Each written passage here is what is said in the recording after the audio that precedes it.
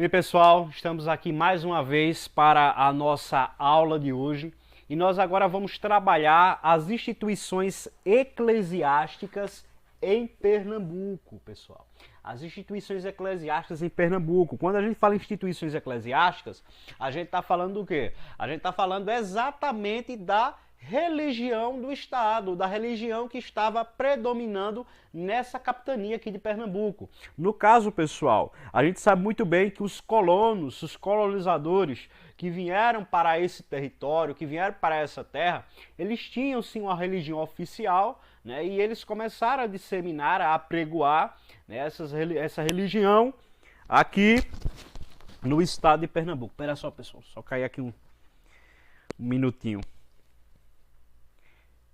Bem, pessoal, falando em relação às instituições eclesiásticas dentro do estado de Pernambuco ou da capitania de Pernambuco, a gente vai frisar o quê? A Igreja Católica da época, né? A Igreja Católica e como ela trabalhava nessa colônia, como ela ensinava as suas doutrinas, né? Os seus costumes aos povos nativos, primeiramente, que já habitavam nesse território, né? E como disseminou também para os africanos deportados para cá, que vieram trabalhar como escravos, como eles catequizavam, evangelizavam esses nativos, esses escravizados aqui nesse território. Então, pessoal, nesse contexto também, a instituição religiosa ou instituição eclesiástica dentro de Pernambuco teve a sua grande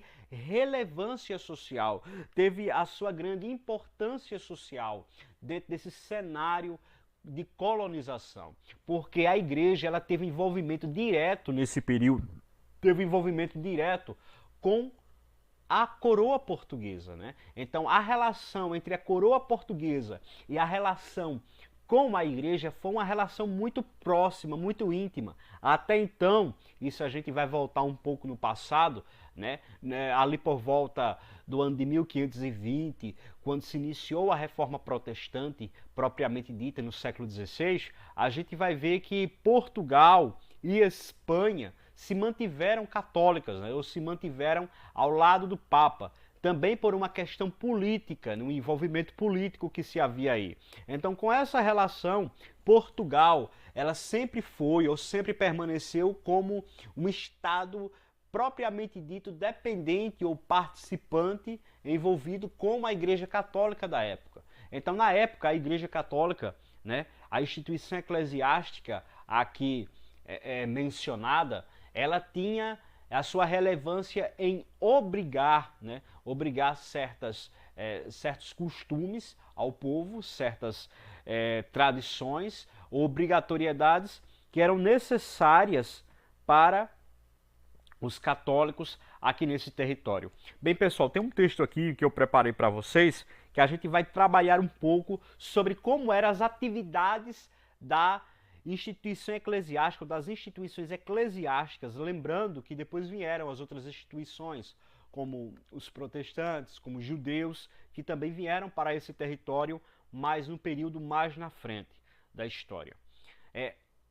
Lembrando também que essa aula vai ficar novamente registrada para vocês, pessoal. Deixa eu marcar aqui. As instituições eclesiásticas e a sociedade colonial, o convento de São Francisco, o mais antigo no Brasil, localizado em Olinda, deixa eu aqui frisar aqui, convento de São Francisco, né? Fica localizado na cidade de Olinda. O catolicismo foi trazido por missionários que acompanharam os exploradores e colonizadores portugueses na época. O Estado controlava a atividade eclesiástica. Então, o Estado português, né, na pessoa do imperador, é que controlava como era dirigido, como era aplicado o catolicismo nesse território. Com a vinda de Pedro Álvares Cabral para o Brasil, né, também veio junto com ele alguns sacerdotes, alguns religiosos que vieram catequizar ou vieram transmitir a fé católica ou a fé cristã nesse território. Na época, o Estado controlava a atividade eclesiástica, né? Então havia esse controle, como eu havia falado. Sustentava a igreja, nomeavam bispos e párocos e concedia licenças. Então havia um envolvimento. Deixa eu aqui frisar aqui para vocês. Ele nomeava bispos e párocos e concedia licenças. Então, pessoal, a relação entre Estado e Igreja era tão grande, mas era tão grande, que o próprio Estado nomeava sacerdotes, um pároco de uma cidade, de uma paróquia, para ele ser um bispo de uma diocese, de uma província. Nomeava e o outro bispo lá, o próprio Papa, ordenava aquele sacerdote, né, para tomar conta daquela região e também concedia licenças, dava liberdade para abrirem ou fundarem, né, uma paróquia em algum lugar, em alguma cidade. Não havia cidades ainda, mas em alguma região, de começar a catequizar alguma tribo. Havia licença deliberada, dada pela própria coroa portuguesa para a Igreja Católica disseminar ou manter sua atividade nessa nova colônia descoberta. A própria chegada dos portugueses é uma chegada acompanhada de um evento religioso. Os portugueses que vêm para cá, eles não vêm apenas com interesse político, interesse econômico, há o interesse de evangelizar, expandir a fé católica. Não é à toa que uma das imagens mais importantes na esquadra de Cabral, logo quando Cabral vem aqui no Brasil, é a celebração da nossa primeira missa. Então, pessoal, na carta de Pero Vaz de Caminhas, que foi um cronista português da época, quando ele via a carta para Portugal, ele faz uma relação, né? Ele faz menção de como foi a chegada amistosa que os portugueses tiveram com os nativos dessa terra, e ele menciona que os nativos eram pessoas que não eram cristãs ou eram pagãs, o nome pagãs, o termo pagão, aquele que não é batizado, aquele que não é cristianizado, que não é cristão, que não adora ao Deus crido pelos cristãos. Então, pessoal, na carta de Caminha, ele diz que os nativos dessa terra precisavam ser catequizados, ou precisavam conhecer Jesus e os seus ensinamentos. E isso era papel da igreja. Então a gente vê essa relação, foi até chamada de Terra de Santa Cruz, né? A Terra de Santa Cruz com a chegada dos primeiros sacerdotes. A primeira missa celebrada no Brasil foi celebrada pelo Frei Henrique Soares de Coimbra, né? Diante da praia ali, eles montaram lá o altar e ele fez a celebração da primeira missa, da primeira Eucaristia em solo brasileiro. O Estado português promoveu a vinda de ordens religiosas para tomar a seu cargo a conversão dos indígenas e sua integração na formação social senhorial, assim como da assistência religiosa aos colonos. Então, pessoal, algumas ordens religiosas, como no caso os franciscanos, os dominicanos, né, vieram para esse território. Já os jesuítas, a gente não pode afirmar que os jesuítas vieram de primeira mão com a chegada dos portugueses aqui. Os jesuítas vieram depois. A ordem jesuíta, ou a Companhia de Jesus, né, que é fundada por Santo Inácio de Loyola no século XVI, vieram para o Brasil já bem depois. Os franciscanos é que vieram primeiro. No caso, Frei Henrique Soares, ele era franciscano, né? Então, a gente vê que os franciscanos foram a primeira ordem religiosa a vir para esse território, a vir para essa colônia e implantar ou ensinar o catolicismo nessa nova terra descoberta. Então, pessoal, a gente vê também que eles promoviam, né, a cultura católica, as doutrinas, os ensinamentos católicos e dava assistência aos colonos, ou seja, os colonos que estavam distantes, né, de sua terra, que não poderia assistir uma missa. Lá havia um padre para confessar eles, para celebrar a missa para eles, né? Ensinava a rezar o terço aos nativos. Então todo um processo de catequização foi criado, foi desenvolvido pela vinda dos sacerdotes e dos religiosos católicos, das ordens religiosas, para essa província brasileira, pessoal. Então a gente vê toda uma organização. E até então, como aqui mencionado, né, havia essa promulgação que a igreja fazia em manter ou defender o Estado. Já até então, o Estado tinha uma relação próxima com a igreja. Dando continuidade aqui, assim como da assistência ao colono, as quatro ordens religiosas, que é o clero regular, que formava a coluna vertebral do aparelho eclesiástico brasileiro colonial, eram os jesuítas, os beneditinos, franciscanos e carmelitas. O termo clero regular vem de regra, regular vem de regra, ou seja, está sobre uma regra. Os sacerdotes franciscanos, agostinianos, dominicanos, beneditinos, eles não fazem parte do clero secular. Existe uma diferença entre clero secular e clero regular. Eles são padres de ordens religiosas ou padres religiosos. Esse termo ordem religiosa define aquele religioso que vive em um convento. No caso, eles moram com outros religiosos, com outros padres e não estão submissos a um bispo, né? Eles estão submissos a um superior, ou seja, um padre de sua própria ordem. É por isso que o nome vem de padre regular, o clero regular. Então esse clero regular era constituído aqui por franciscanos, carmelitas e as outras ordens que vieram depois para o Brasil. Essas ordens fundam conventos, de onde saem seus membros para catequizar indígenas, assistir os colonos, etc.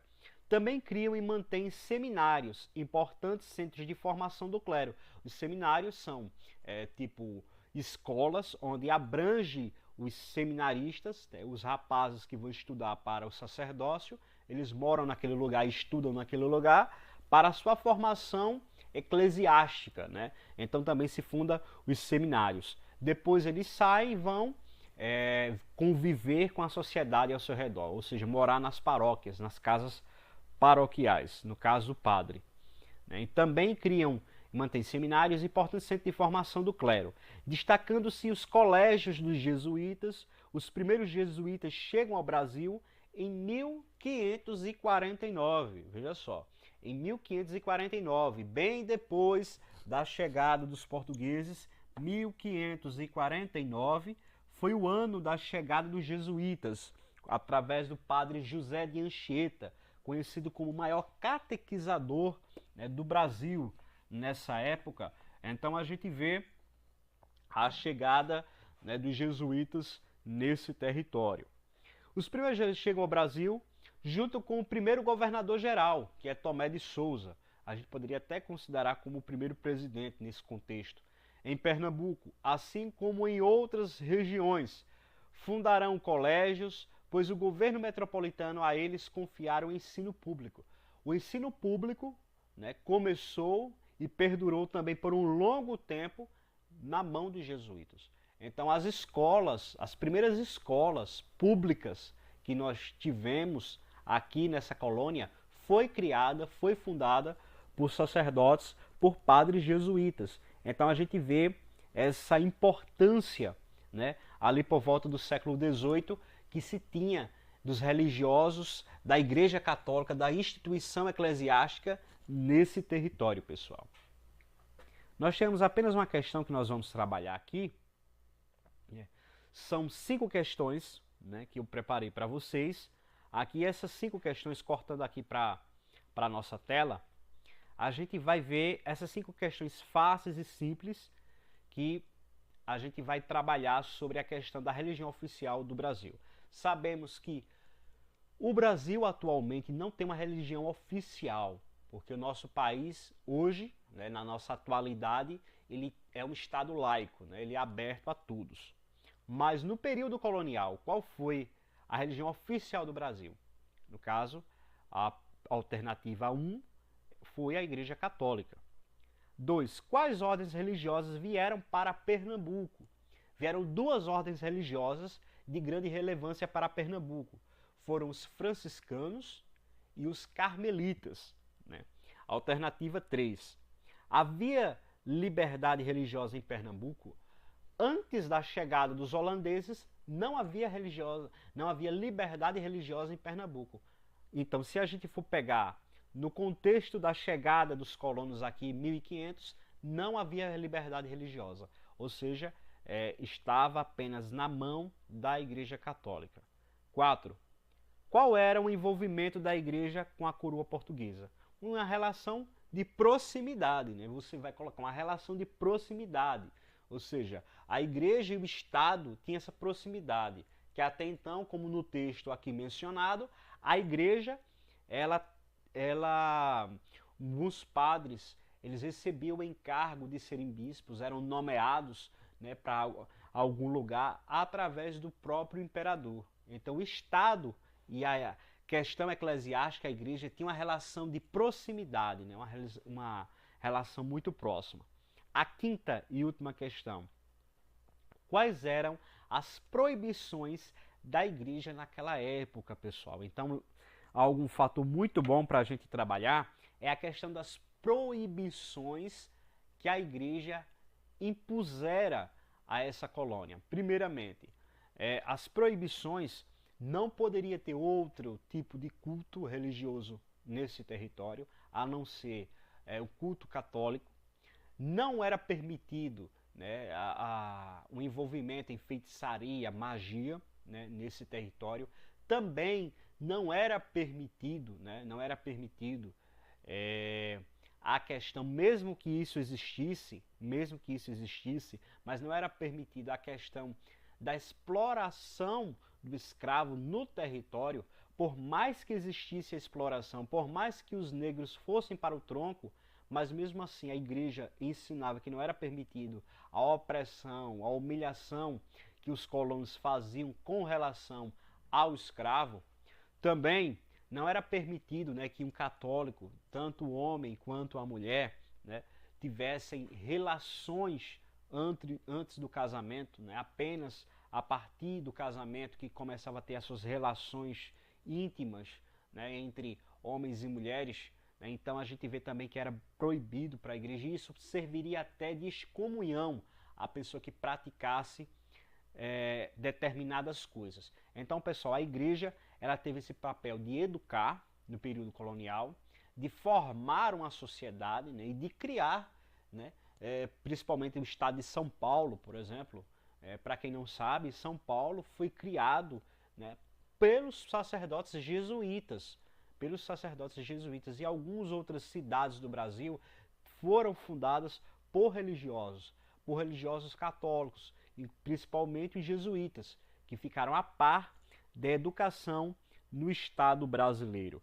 Então, pessoal, essa foi mais uma aula de história. Espero que vocês tenham gostado desse conteúdo e fiquem todos com Deus.